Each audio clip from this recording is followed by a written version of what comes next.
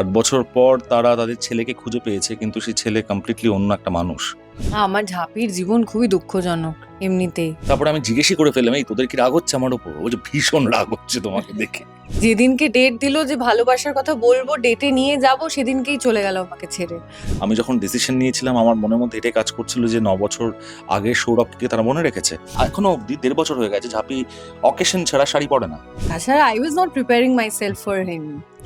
অনেকক্ষণ ধরে হয়েছে পিচ রেডি, বাউন্সার দেওয়া শুরু নাকি। এই মল্লযুদ্ধ থাকুক জীবনে, এগুলো খুব ভালো যুদ্ধ। হ্যাঁ, বাদ বাকি দুষ্ট লোকেরা এসে যুদ্ধ করে বেড়াচ্ছে, তার থেকে বেটার যুদ্ধ।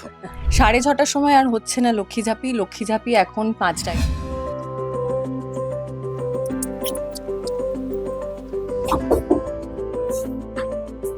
আসবো।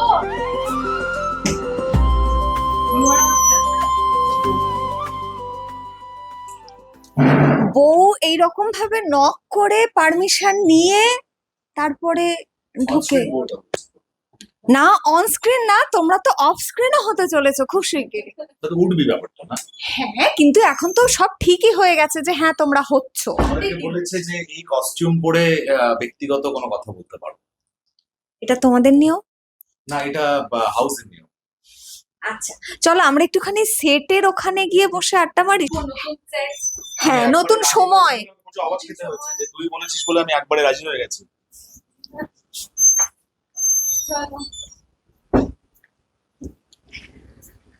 আচ্ছা, যেতেই যেতেই একটুখানি ছোট্ট করে প্রশ্ন করে নিই তোমাদেরকে। সেটা হচ্ছে যে ধারাবাহিক শুরুর আগে ভেবেছিলে এত কিছু হবে, এত কিছু দেবে এই একটা ধারাবাহিক? কাকে বলবো আগে? না না না, আমি ভাবিনি। I was not prepared for what's coming. আর সৌরভ?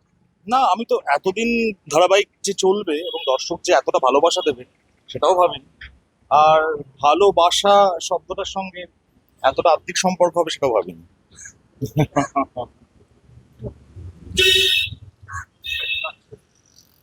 দ্য ওয়াল নিউজে দর্শকদের স্বাগত।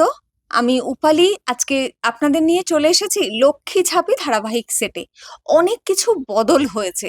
কি কি বদল হয়েছে একটুখানি আপনাদের আগে বলে দিই। 8 বছরের একটা লিপ গ্যাপ দেখানো হবে, নতুন সময় আসছে। আর নায়ক নায়িকার যেটা আমরা শুরু থেকে তুতু ম্যায় দেখেছিলাম, এখন তো পুরো পাল্টে গেছে শুনছি গল্প। নায়কের কি সব নাকি হয়ে গেছে, নায়িকা কি সব নাকি করে ফেলেছে, ইত্যাদি ইত্যাদি। হ্যাঁ, খুবই দুঃখজনক একটা ব্যাপার যদি ঝাঁপি এবং আমার ফ্যামিলি পয়েন্ট অফ ভিউ থেকে ভাবি। 8 বছর পর তারা তাদের ছেলেকে খুঁজে পেয়েছে, কিন্তু সেই ছেলে কমপ্লিটলি অন্য একটা মানুষ। মানে অন্যের ছেলে হয়ে গেছে শুনছি। হ্যাঁ, ওর অন্যই আইডেন্টিটি, অন্য মা বাবা। সে পুরনো রুট কিছু চেনেও না এবং সেটাকে বিশ্বাসও করে না।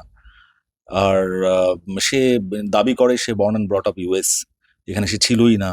ইনফ্যাক্ট আমার চুল, যারা যারা লক্ষ্মী ঝাঁপি দেখেছো তারা জানো যে আমার হেয়ার স্টাইল কি ছিল এবং এখন কি হেয়ার স্টাইল হয়েছে। তো সম্পূর্ণ মানুষটাই পাল্টে গেছে। তো সেখান থেকে তার ঘরে ফেরার পালা বা তার শিকড়ের টানে আবার ফিরে আসা, কতটা সে আসতে পারবে কি পারবে না সেটাই গল্প। আচ্ছা ঝাঁপি, এই যে বদলে গেল তোমার বর, তোমাকে আর চিনতে পারছে না নাকি শুনছি আমি এগুলো কানাঘুষো, একটু কিছু বলো। তোমার তো নিশ্চয়ই খুব দুঃখ হচ্ছে। আমার ঝাঁপির জীবন খুবই দুঃখজনক এমনিতেই। ও বহু বছর অপেক্ষা করেছে কবে দীপ ওকে ভালোবাসার কথা বলবে। যেদিনকে ডেট দিল যে ভালোবাসার কথা বলবো, ডেটে নিয়ে যাব, সেদিনকেই চলে গেল আমাকে ছেড়ে। তারপরে 8 বছর পর দেখছি আবার দেখা হচ্ছে, সে আমাকে আর চিনতে পারছে না। আর কি বলবো, এর থেকে দুঃখের আর কি হতে পারে? লিটারেলি আমরা যখন ফার্স্ট দিন শুট করছি, আমার এত বছর অভিজ্ঞতা আমার খুব অদ্ভুত লাগলো যে আমার যে ফ্যামিলি এখানে যারা 1 বছর ধরে 14 ঘন্টা এবং তার বেশি কাজ করার ফলে কি হয়, একটা সম্পর্ক তো তৈরি হয়েই যায়। আর আমাদের টাচউড, আমাদের ফ্যামিলি খুবই কোনো রকম ব্যাক বিচিং নেই, কোনো রকম টক্সিক বিষয় টষয় নেই। তো আমরা খুবই আনন্দ করতে করতে, শেয়ার করতে করতেই কাজ করি। তো সেখানে দাঁড়িয়ে আমি যখন ও প্রান্তে দাঁড়িয়ে আছি এবং আমার বাবা মা, আমার ফ্যামিলি আমাকে বারবার চেনানোর চেষ্টা করছে এবং আমি তাদেরকে চিনতে পারছি না এবং তাদেরকে বাইরে বার করে দিচ্ছি। আমার প্রথমে মনে হলো কিছু হবে না, স্ক্রিপ্ট। কিন্তু যখন আমি ডায়লগ গুলো বলছি, কেমন একটা নিজের ওপর নিজেরই রাগ হচ্ছে। তারপরে আমি জিজ্ঞেসই করে ফেললাম, এই তোদের কি রাগ হচ্ছে আমার উপর? ও যে ভীষণ রাগ হচ্ছে তোমাকে দেখে।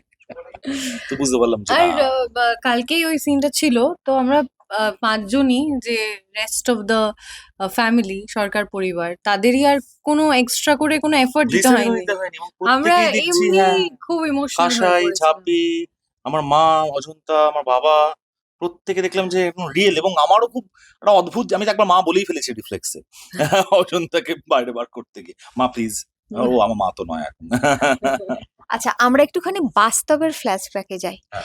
9 বছর আগে সৌরভকে আমরা লাস্ট ছোট পর্দায় দেখেছিলাম। 9 বছরের একটা লম্বা বিরতি কেন? এই একটা প্রশ্ন। আরেকটা প্রশ্ন হচ্ছে 9 বছর বাদে যখন তুমি ফিরলে, দুনিয়াটা কতটা, মানে টেলিভিশনের দুনিয়াটা কতটা বদলে গেছে, এবং তুমি কেন আবার ফিরলে ছোট পর্দায়? অনেকগুলো প্রশ্ন একসঙ্গে করে ফেললাম। প্রশ্ন আমি ছোট ছোট করে একটা একের পর এক উত্তর দেওয়ার চেষ্টা করে দেখছি। প্রথমত 9 বছর আগে যখন ছেড়েছিলাম মানে একটা বিরতি নিয়েছিলাম। এই বিরতি নেওয়ার বড় কারণ ছিল যে নিজের প্রোডাকশন হাউস বানানো এবং মেক করা, ডিরেক্ট করা। তো সেই চেষ্টা কিন্তু, বা সেই চেষ্টা বলবো না, সেই কাজ কিন্তু এখনো চলছে। তারপরে আমরা একের পর এক সিরিজ বানিয়েছি, আমি 9খানা সিরিজ ডিরেক্ট করেছি, প্রডিউস করেছি, উড়ি বাবা। এই কাজগুলো যখন চলতে থাকছিল, একের পর এক অফার আসছিল। আহ, উম, আহ, 9 বছর পর এসে এমনই একটা পরিস্থিতি হয় যে আমাকে একটা না একটা সিদ্ধান্ত নিতেই হতো। মানে আমাকে প্রায় পেড়ে ধরা হয়েছিল যে না, তুমি চুজ করো কোনটা তুমি করবে, মানে নয় এই প্রজেক্ট নয় ওই প্রজেক্ট। তারপরে ভেবে দেখলাম আমি কখনোই বলিনি যে আমি টেলিভিশন করব না, কারণ টেলিভিশন থেকেই আমাকে মানুষ চেনে। তো আমার কাছে টেলিভিশনটাকে খুব একটা নিচু চোখে দেখার কোনো জায়গাও নেই এবং কোনো মানেও নেই।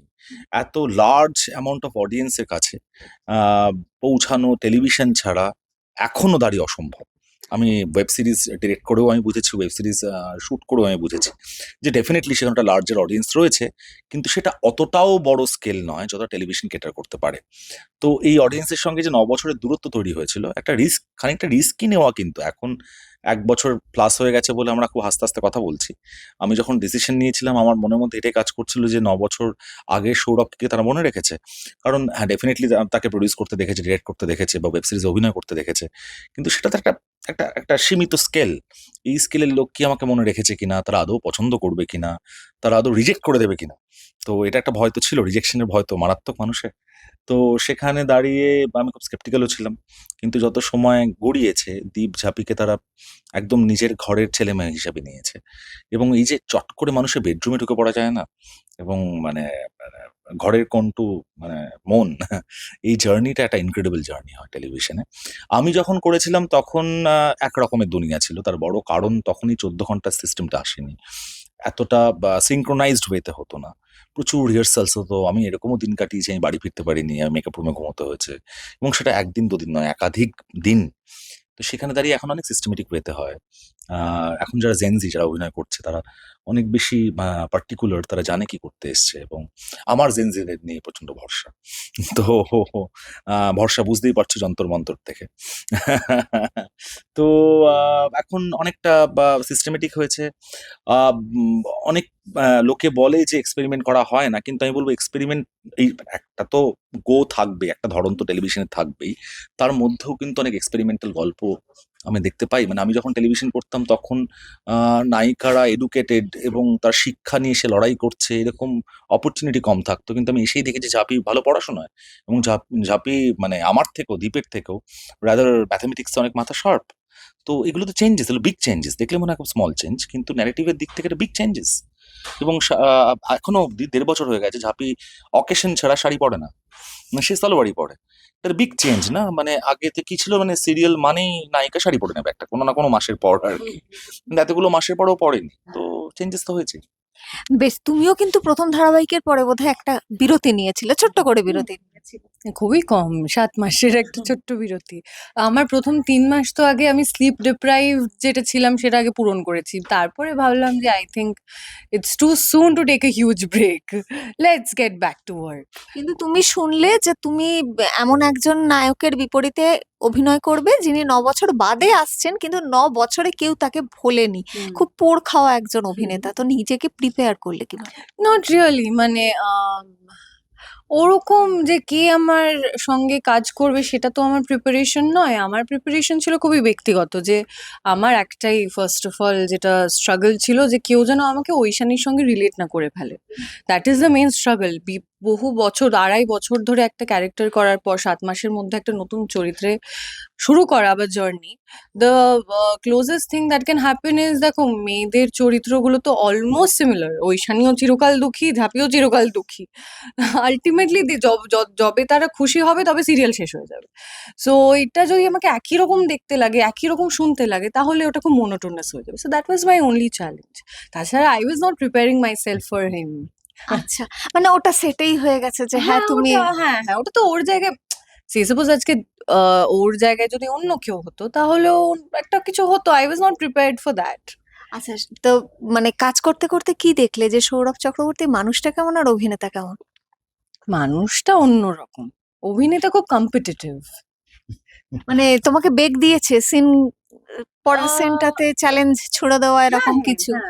এরকমই, মানে আর আই লাইক ইট। মানে আহ, একটু যদি কম্পিটিটিভ না হয় তাহলে কি করে হবে? নিজেরটা বুঝে নাও বাবা, পার্সোনাল স্পেসটা পরে। একটা সময় যেটা আমাদের ছিল যে তোমার টাকা পয়সা নিয়ে, তছরূপ নিয়ে, চিট ফান্ড নিয়ে প্রচুর টালমাটাল হয়েছে রাজ্যে। তাহলে সেরকমই কি একটা জীবন্ত কিছু ঘটনা চলে আসবে পর্দায়, এরকম সবাই আশা করেছিল। সেই সময় তোমরা দর্শকের রিপারকেশনটা কি পেয়েছিলে, তার প্রতিক্রিয়া? ছিল গল্পে কিন্তু, মানে ঝাঁপির বাবা করতে গিয়েছিল হুম, চিট ফান্ডে টাকাও হুম, ফেরত দিতে পারেনি বলে তাই। হুম। আমি নিজে পার্সোনাল জীবনে আমি এরকম বহু মানুষকে চিনি যারা মানে আমরা চিট ফান্ড মানে প্রচুর টাকার কালোবাজারি এবং প্রচুর রাতারাতি কিছু মানুষের বড়লোক হয়ে যাওয়ার গল্প যেমন দেখি। যারা এজেন্ট ছিল তারা তো সেই টাকাগুলোকে নিজের কাছে রাখেনি, তারা তো কমিশন বেসড এর ওপর ভিত্তি করেই তারা তো তাদের কোম্পানিকে দিয়েছিল। কিন্তু একটা রাতে হঠাৎ করে যখন শাটার পড়তে শুরু করলো, আমি সেই মানুষগুলোকে দেখেছি, তারা অত্যন্ত ভদ্র সভ্য এবং তারা এরকম নয় যে চুরি ছিনতাই করে বাঁচতে পারবে বাকি জীবন। তাদেরকে আমি মানে কুইট করতেও দেখেছি, মানে করতেও দেখেছি। এবং জীবন থেকে বিমুখ হয়ে গিয়ে সম্পূর্ণ অন্য মানুষে পরিবর্তন হতেও দেখেছি, বা এমনই হেরে যাওয়া মানুষে পরিণত হয়েছে যে ঘর থেকে বেরোতে না বেরোতেও দেখেছি। তো এটা কিন্তু একটা দুটো নয়, মানে হাজার হাজার মানুষ সাফার করেছে সেই সময়। তো তার কিন্তু ঝলক ঝাঁপিতে ইনিশিয়াল ডেজ গুলোতে ছিলই, এবং ঝাঁপির একটা বড় লড়াই ছিল বাবার ওই 80 লক্ষ টাকা যেটা সে মানুষ থেকে তুলেছিল, সেটা ফেরত দিতে সে চেয়েছিল, এবং সেই জার্নি থেকেই ঝাঁপির কিন্তু ব্যাগ বানানো গল্প। আচ্ছা, তুমি কি এরকম দেখেছো? কারণ তুমি তেমনই এক বাবার মেয়ে। আমি পার্সোনাল লাইফে দেখিনি, কিন্তু আমি নিউজে তো দেখেছি বটেই। মানে I haven't faced it in person. বেশ, সেই জায়গা থেকে আস্তে আস্তে একটা বন্ধুত্ব, প্রেম, একটা সংসার হচ্ছে, নিটোল গল্প। মিষ্টি মিষ্টি হাসছে, এসে আবার জানি কোথায় ঢুকবে। অনেকক্ষণ ধরে হয়েছে পিচ রেডি, বাউন্সার দেওয়া শুরু নাকি? হ্যাঁ, ডেফিনেটলি একটা বন্ধুত্বের জায়গা থেকে যে কোনো সম্পর্কই আমার ধারণা বন্ধুত্বের জায়গা থেকে না শুরু হলে তো সে সম্পর্কে কোনো মানে দাঁড়ায় না। তো হ্যাঁ, আমারও মানে আমি ওর সঙ্গে ফার্স্ট টাইম, এর আগে আমরা কখনো মিটও করিনি। তো চিন্তামও না। আ আ একবার দুবার ওয়েব সিরিজে ওকে পরে অনেক পরে বলেছিলাম যে ওকে কাস্ট করা নিয়ে অনেক কথাও হয়েছিল সেই সময়, ও তখন হড়গড়ি করে। তো যে কারণে ওকে বার করা যাবে না বলে ওর অব্দি কি কলটা পৌঁছায়নি। তার আগেই আমরা কল করে বুঝতে পেরেছিলাম যে ওকে বার করা সম্ভব নয়। তো তখন দেখা হয়নি। তো এখানে এসে দেখা হয়েছে। বন্ধুত্ব হ্যাঁ, হয়েছে। দেখা হলো, বন্ধুত্ব হলো, পর্দার প্রেমটা কি করে বাস্তবে হয়ে গেল? হলো। পর্দাটা উঠে গেল। আহ, মানে এটা কি তারপরে অন স্ক্রিন তোমাদের, অফ স্ক্রিনটা অন স্ক্রিনে এখন ছায়া পড়ে? আমরা ওইভাবে দেখি না। আমাদের মধ্যে একটা ভালো আন্ডারস্ট্যান্ডিং রয়েছে। তো বা আমি কোথায় ছাড়বো, আমি কোথায় ধরবো, ও আমাকে কম্পিটিটিভ বলছে তো। এরকম বহু সময় আমি যদি প্রপার কিউ না দিই, কিছু এক্সটেম্পো করলাম, সঙ্গে, সঙ্গে ডায়ালগ বলবেই না ও। হ্যাঁ, ওখানে আটকে থাকবে চুপচাপ। কাট, কাট, কাট, কি হলো? তুমি তো কিউ দাওনি। এখনো মানে আমি বলছি, আর গতকালও এরকম হয়ে এসছে। তো এটা চলতে থাকে আমাদের। এই মল্লযুদ্ধ থাকুক জীবনে। এগুলো খুব ভালো যুদ্ধ। হ্যাঁ, বাদবাকি দুষ্ট লোকেরা এসে যুদ্ধ করে বেড়াচ্ছে। তার থেকে এটা বেটার যুদ্ধ।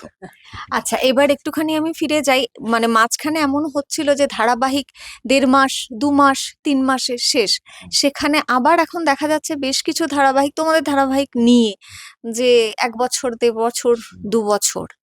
এই জিনিসটা কিভাবে আস্তে আস্তে, মানে তখনকার অনিশ্চয়তাটা, তুমি যখন ঢুকছো তখন কিন্তু অনিশ্চিত হয়ে গেছে। টালমাটাল। এখনো টালমাটাল কিন্তু। খুব আমি ৯ বছর আগে যদি বলি, 30% টেলিভিশন প্রজেক্ট যেগুলো খুব তাড়াতাড়ি বন্ধ হতো। 70% ধরে নিতাম যে হুম, ওটা চলবে। হুম। এখন ব্যাপারটা পুরো উল্টো। 30% যেটা ১ বছর আপ হবে। 70% কিন্তু ১ বছরের মধ্যেই তারা গুটিয়ে ফেলতে বাধ্য হয়। তার বড় কারণ আমার মনে হয় মানুষ খুব অস্থির। মানুষের ধৈর্য অ্যাটেনশন কমেছে। স্প্যান, হ্যাঁ। মানুষের জীবনে আরো অনেক কিছু এসেছে। একটা মানে কি বলবো, একটা জীবনের ল্যান্ডস্কেপ না ওপেন হয়ে গেছে। এবং ইন্টারনেট বলো, এআই বলো, তারা এত অনেক কিছুতে কন্টেন্ট, এত কিছু। মনোনিবেশ করতে পারে বা তাদেরকে ডিস্ট্রাক্ট করতে পারে অনেক কিছুই। তো সেক্ষেত্রে একটা এই সময় দাঁড়িয়েও যেখানে টি-20 যুগে টেস্ট ক্রিকেট যেখানে সাফার করছে, সেখানে দাঁড়িয়ে 1 বছর 1.5 বছর একটা গল্প বলতে পারা not a matter of joke. প্রশ্ন যেটা হচ্ছে তোমাদের দুজনকেই, কিন্তু ঝাঁপি আগে উত্তর দাও। প্রত্যেক বৃহস্পতিবার এলেই আমরা একটা রেটিং চার্টের জন্য অপেক্ষা করি, মাঝখানে সেটা পাওয়া যাচ্ছিল না। খুশি হয়েছিল না খুঁতখুঁত লাগছিল যে এমা রেজাল্টটা দেখতে হ্যাঁ, আমার একটু খুঁতখুঁতি হয় একটা যে সাপোজ আমি পরীক্ষা দিলাম, তার রেজাল্ট যদি নাই বেরোয় তাহলে আর কি মানে হয়? I also like the competition. প্রতি বৃহস্পতিবার আমি টিকে আছি, আমি ভালো পারফর্ম করছি, এটা আমার জানা প্রয়োজন। আর যদি ভালো না করতে পারি তাহলে we all know what happens. So Shubhasmita মনে হয় বাস্তবেও খুব ভালো পড়াশোনা করা মেয়ে, ওই জন্য মানে আমি রেডি, আমি প্রিপেয়ার, আমি ভালো পড়াশোনা করেছি, রেজাল্টটা কেন আমায় দেওয়া আমি স্ক্রিপ্ট পড়লাম, সারাদিন মুখস্থ করলাম, গিয়ে আমার শর্টটাই আমার হলো তো না, ভালো তাহলে আর লাগতো কি মানে? স্কুলের রেজাল্ট না বেরোতে, না, ভীষণ না, ভালো লাগতো। ঠিক না, আছে, না, এর থেকে আনন্দের কিছু নেই, না, আবার না, মায়ের I কাছে মুখ always শুনতে হবে। like getting my results. আর যেটা মানে এই যে নতুন টাইমিং আমরা শুনছি যে যেমন তোমাদের ধারাবাহিকে নতুনত্ব আসছে, হ্যাঁ, এটা খুব ইম্পর্টেন্ট, এটা একটু বেশি বেশি করে বলা উচিত। 5টার সময় আমরা কিন্তু চলে যাইনি, 6:30টার সময় আর হচ্ছে না লক্ষ্মী ঝাঁপি এখন 5টা, এটা শুরুতে এখন নয়, মাঝে শেষে। 27 তারিখের পর থেকে হ্যাঁ, জুলাইয়ে। হ্যাঁ, 27 তারিখ থেকে, হ্যাঁ 27 তারিখ থেকে 5টার সময় লক্ষ্মী ঝাঁপি আমরা এখনো আছি। কিন্তু এটা একটা না অদ্ভুত ব্যাপার, যখনই আমরা শুনি যে সময় বদলে যাচ্ছে তার মানে কি ধারাবাহিকটা হয়ে বন্ধ যাচ্ছে। হয়ে গেল? এটা মানুষের আবেগের সঙ্গে জড়িয়ে তো, বাট এবং এখন আমাদের নতুন কম্পিটিশন আছে, উই ক্যান রিস্টার্ট। হ্যাঁ, এবং নতুন গল্প, নতুন ভাবে নতুন শুরু। গল্প, নতুন শুরু। কিন্তু যেটা 6:30টায় মানুষ দেখে অভ্যস্ত, তিনি 5টার সময় সময় বের করে দেখবেন, এই একটা শঙ্কাও তো But থাকে। এখন তো দেখছি ভালোই চেঞ্জেস, এটার সঙ্গে মানুষও খুব অভ্যেস হয়ে গেছে, আর অভ্যস্ত তার হয়ে গেছে। কারণ হচ্ছে এখন সবাই যে কোনো সময় দেখতে পারে হটস্টারে, দ্যাটস দ্য বিগেস্ট সুবিধে। আগে লোকের ওয়েট করতে হতো, এখন তো যে কোনো সময় হটস্টারে ওটিটিস দেখে রয়েছে, তো তার হাতে দেখে নেবে। ম্যাক্সিমাম লোক এখন হটস্টারেই দেখে। বাস্তবের ঝঞ্ঝাট ঝামেলা সমস্যা থাকবেই, সেগুলো নিয়ে সংসার এগোবে, সংসার চলবে। তো আমরা আরেকবার শেষ মুহূর্তে একটুখানি ফিরে যাই যে আমাদের দীপ ওরফে উৎসব আর ঝাঁপির সংসার জীবন নিয়ে। অনেক তো দূরত্ব হয়ে গেল, মিলমিশটা কবে হবে? মিলমিশ হলেই নাকি বলা হয় যে এপিসোড শেষ নাকি? হ্যাপি এন্ডিং এর দরকার নেই তা? হ্যাপি এন্ডিং ওই লাস্ট 5টা শেষে। এপিসোড। আচ্ছা, আপাতত তার মানে এই চলছে চলবে। তুমি কখনো চিনতে পারবে, তুমি কখনো তোমার স্মৃতি ফিরবে, ফিরবে না। জীবনের মতন মেগা সিরিয়াল খানিকটা জীবনের হয়তো মতন। দেখলাম তোমার ফিরলো, আমি ভুলে গেলাম। হ্যাঁ, হতেই পারে। তারপরে ঝাঁপিয়াটা অন্য নামে হয়ে গেল আর কি। সেটা ডিফিকাল্ট। দীপ ঝাঁপির এইরকম আরো অনেক গল্প, সমস্ত ছোটখাটো গল্প, ভালো মন্দ, খুনসুটি ইত্যাদি সমস্তই রয়েছে নানা ধারাবাহিকে। এরকম আরো অনেক গল্প দেখতে হলে, জানতে হলে আপনাদের চোখ রাখতে হবে, সঙ্গে থাকতে হবে। ক্যামেরায় সৌম্যদীপের সঙ্গে আমি উপালি, দ্য ওয়ার্ল্ড নিউজ, কলকাতা।